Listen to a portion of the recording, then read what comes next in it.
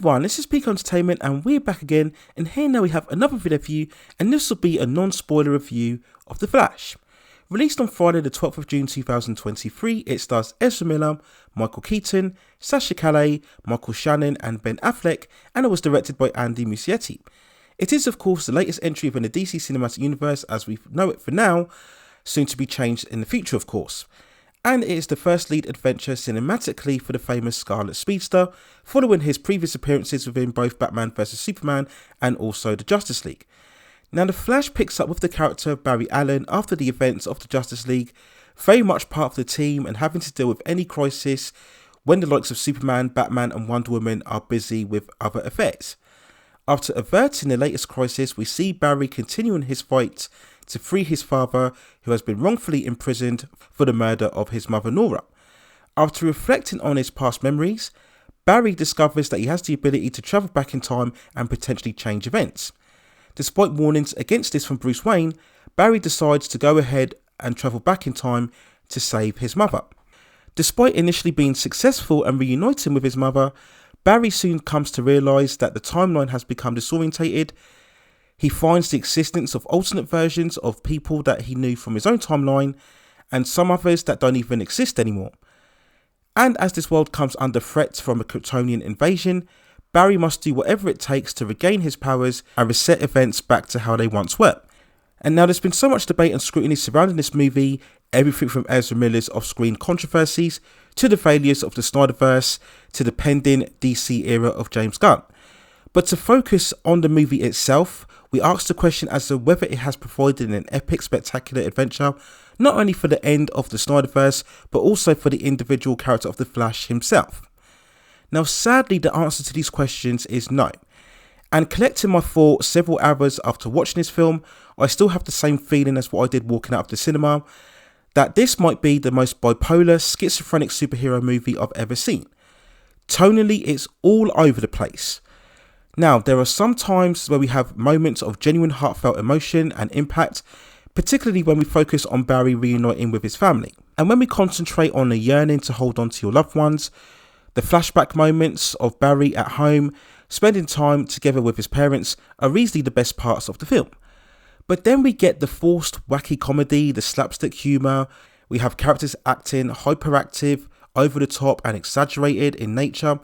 We get endless Back to the Future references, and it's all just so forced, and for me the majority of the supposed humour just doesn't land. Now of course I'm not saying that The Flash had to be super dark and gritty and deconstructive or uber violent. That in many ways was the major issue of the DCEU to begin with.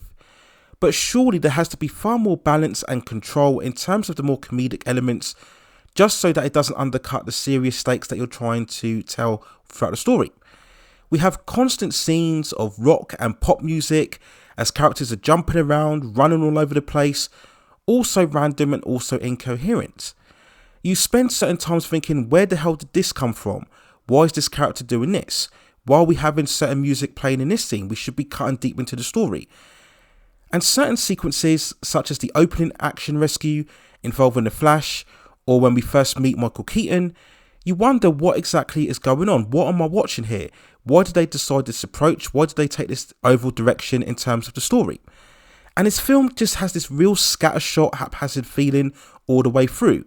It almost feels like Andy Muschietti incorporated some elements and then other forces or personalities involved have stepped in during the long delayed production and tried to instill elements that really don't fit in with the story that they're trying to tell. We then talk about the CGI effects, and I stated when reviewing the movie's trailers how unfinished they looked and hoped that we'd see a major improvement in the final product. But sadly that isn't to be the case either. So much of the aesthetic of this film has that typical green screen desensitized look that we see far too often in modern day movies. It really takes you out of the action. Many scenes, the characters just don't look like they're there. Now, of course, this is superheroes, so we understand that there are certain maneuvers and sequences that can't be played out in real life. We understand that there does have to be an incorporation of CGI. But as we talk so often, the best CGI is the one where it's not noticeable. And that's not the case here. And it all feels so weightless and has, again, this plastic feel to it. This is especially when we look at the costumes of the characters. In terms of the Flash and Batman, their costumes look like they're just CGI'd onto the actors. And with a budget of 200 million plus, we just shouldn't be getting this low standard of effects. And this is the same of when we see the Flash running, we still have the same movement issues that what we saw initially with the Batman vs Superman and Justice League especially, where he just looks like he's floating in water rather than actually running. And I just cannot understand why the CW version of the Flash, the running technique looks far more better and more exciting than what it does within this big budget movie. Now, some of the action has that bright colour, comic book buzz and fizz that we expect to see. It's quite a palette cleanser from the saturated colours that what we saw with the Snyder films. But again, everything is just done in such a rush that you don't really have time to digest on what's going on or really get immersed in the supposed dramatics that the film is trying to present. And in terms of the time travel and multiverse mechanics, they do spend a bit of time trying to explain how exactly it all works. I'm not completely convinced. It just seemed like much more of a random excuse. But overall, when we look at the story, everything the characters are striving for and trying to solve, it feels worthless, especially when we get to the final scene of the movie. Now, we talk about the actors involved, and despite all of the controversy surrounding him, Ezra Miller is the best performance. And to be fair, despite all of the concerns that this would be much more of a Batman-oriented story, the Flash and Barry Allen remain the core characters of the film, and that is exactly how it should be. And in terms of Ezra Miller, we at least get, I would say, a good half of Ezra Miller. There is an other half of Ezra Miller. One half is definitely better than the other, but that's no fault of the actor himself. That's much more down to how the character was written. But despite all of that, the good half of Ezra Miller in this movie, as a personality, has that naivete and innocence that makes him likeable as a character.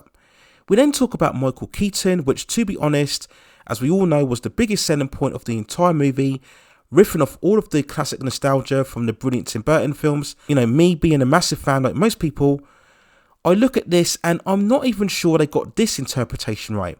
There are moments where he's much more hokey in the tone of the Joel Schumacher movies rather than the assured personality that we saw in Burton's films. We get plenty of callbacks and references to classic scenes and dialogue, and one sequence when he's in the costume and fighting all of the thugs, if a bit slightly implausible given how much older he is throughout this story. When I look at his inclusion, I understand it was done to attract more people to this film, but to be honest, it really didn't have anywhere near the same impact as what we saw within the cameos of Spider-Man No Way Home. Now, that movie managed to make all of the recurring characters far more integral to the story. It didn't feel like just typical fan service, and sadly, they haven't managed to do the same here for this Michael Keaton role, and you really didn't need him to be in it, to be honest, when we see how events play out. Now, in her role as Supergirl, I think Sasha Calle did okay for the very limited time that she had. Her role gets allusions to the narrative around Man of Steel, which is very uninspired. This film basically reruns those events, taking out Henry Cavill, which will upset many Snyder fans, I'm sure. But I think overall you can't blame Sasha for this decision. Again, this is down to the lack of writing rather than her overall performance.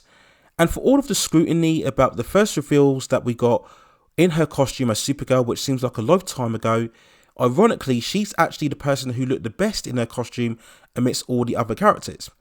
Now, as mentioned before, this movie does rerun the narrative of Man of Steel, so we get reappearances of Michael Shannon as Sod and Ante Traore as Fiora. And again, very limited time that they had on screen. You once more wonder what was the point of all this, as it carries very little impact towards the movie itself. Now, we do get other supposed cameos, and I use that in inverted commas, of other classic interpretations, but I will talk about that more in a spoiler review. But overall, when I look at this movie, as I mentioned before, it just is really a complete mess, very bipolar in its nature. Again, it seems like we had multiple directors or showrunners really dipping their toes into this and giving it a much more messy feel than what it had to be. Ezra Miller is very good in The Flash, though he is still in no way in comparison to being as good as what Grant Gustin was within the CW version. And even I would say in most nearly all aspects, the CW series had a far more superior interpretation of The Flash as a character than what we saw in this movie here. So sadly, I have to say this is yet again another disappointing entry within the DC cinematic universe, following the misfires that we had previously of the likes of Birds of Prey, the Suicide Squad sequel, Black Adam. I won't put Shazam! Fury of the Gods quite in that distinction, but again, that movie itself wasn't particularly groundbreaking or truly outstanding. So again, The Flash is really just more of a cash-in nostalgic exercise that doesn't really seem that it will actually pay off from what we're reading in terms of the early tracking of the box office numbers and the very mixed reviews that we are now seeing from late reviews. And coming out of the cinema, I just feel that I really need a break now from DC superhero movies. It's just disappointment after disappointment. And as I've mentioned in previous videos, I think what's actually needed is a 4 to 5 year break from any cinematic content, and for the studios to really get together, do some soul searching, and wonder if they really are passionate enough about this universe to take it seriously. Because from everything what I'm seeing in the last couple of years, it really doesn't look that way. And sadly, The Flash is another example of how to get the DC characters wrong. So those are my overall thoughts and feelings and non-spoiler review of The Flash. I will of course shortly provide a spoiler review of the movie where I will go into far more depth as to what works within the film and what didn't work quite as well, which sadly was a lot. So look out for that shortly on the channel. And if you have any other further suggestions or recommendations regarding any other movies, television series, or any other topics that you'd like to see me cover within the entertainment and pop culture scene, then also let me know within the comments and I will see if I can provide further commentary for you on those topics within the future. Please also hit and like the subscription and notification buttons so I can provide you with more high quality content like this in the future. But that's it for now. Take care of yourselves and I will see you very, very soon.